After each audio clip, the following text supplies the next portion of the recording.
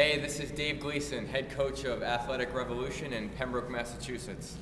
I'm coming to you today to follow up on a blog post from last Friday where I spoke about sport-specific training and how that could be, if at all, applied to young children.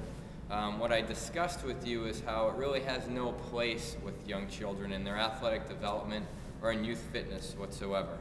What I would like to touch upon it today is a little bit about how we do approach, in a general sense, if you will, youth fitness and athletic development, specifically for the 6 to 9-year-old age group. What I'd like to explain first is kind of our method of coaching for that age group, and that is what we use is what's called outcome-based coaching. Far too often you might see on, say, a soccer field, a coach will ask a child to run from cone A to cone B, which the child will do. However, if it doesn't look like the image that the coach had in their mind, what they thought it would look like, there's a lot of criticism there sometimes. There's certainly correction, so forth and so on. What that actually creates is goal confusion. For that young child, all they knew or all they were instructed to do was go from cone A to cone B. So in their mind, they did that. So for us to come back at them and then say, no, you're supposed to swing your arms this way, or I want you to do your knees high, or look out for your posture, all these different aspects. Sure, those can have merit in some cases, but for this age group, again, what we want to do is encourage kids to be active. So with that, and with outcome-based coaching, I might say, okay guys, let's see if you can run from cone A to cone B. Okay, let's see that, go ahead. And as soon as they do that and they turn around and they look for that reaction on your face as a coach, great job guys, nice going. Okay, now can we try it this time with our head up high? So that's an example of how we'll use outcome-based coaching to keep things positive, to continue to encourage the kids to stay away from any goal confusion, and hopefully keep them exercising and involved in your programming, whatever that program is, for the long run. Now, what may seem a little bit more specific is, what is the exact approach to working with kids this age? What kind of things should we be doing? The way that we look at it is, if it doesn't come under the realm of coordination in some way, then it's really not worth delving into too much. Again, because these kids are still developing as human beings. We look at coordination in 5 different ways: reactivity, rhythm, balance, spatial awareness, and something called kinesthetic differentiation. Now, reactivity and rhythm are pretty self-explanatory, so we won't go into that too much today. Although I want you to know they have a very important part and they play an important role in not just sport, but your child's development. If we take a look at balance specifically, we look at not just the child's static balance, can they stand up straight, still, on, say, one leg, but what kind of balance might that child have standing on one leg if they're moving? Or what we call dynamic balance. Can they hold a balanced position while changing position of their body? Spatial awareness, or being aware of their surroundings.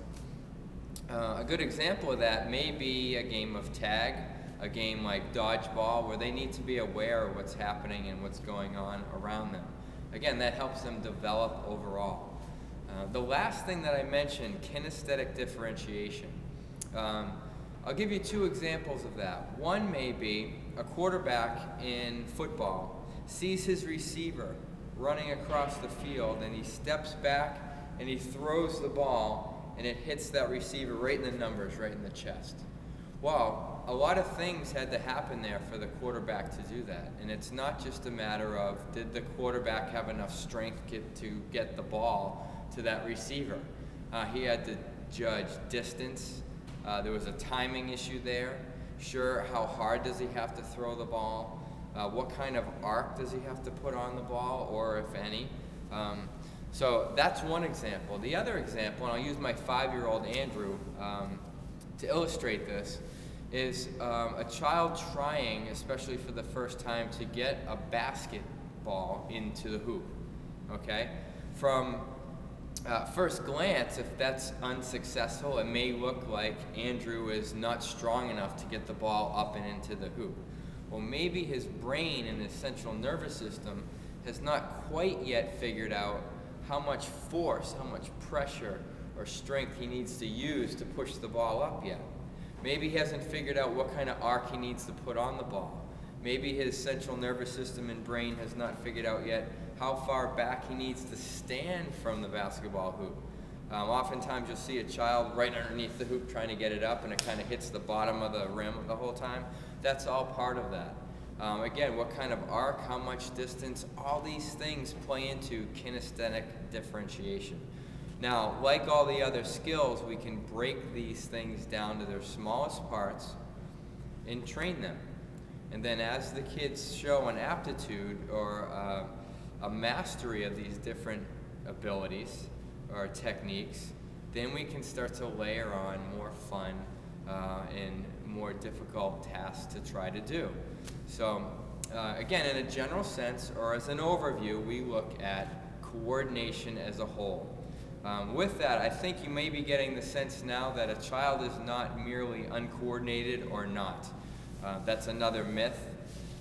So keep that in mind as you're dealing with your own children or children that you may coach, or other children that you're just watching on the sidelines.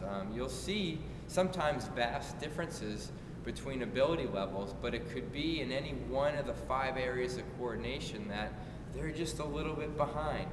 And also try to remember that children develop at different rates. I know my son, Trevor, my oldest, certainly walked very early on.